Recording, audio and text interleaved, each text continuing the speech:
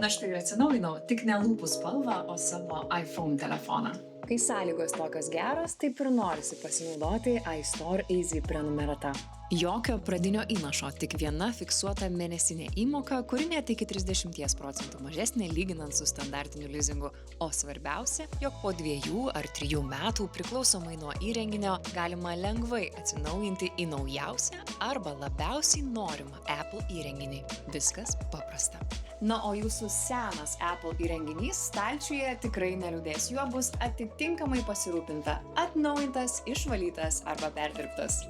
O kas nutiks, jei stipriai pamilsite savo įrenginį ir norėsite pasilikti jį visam laikui? Reikės tik susimokėti visas likusias įmokas ir viskas.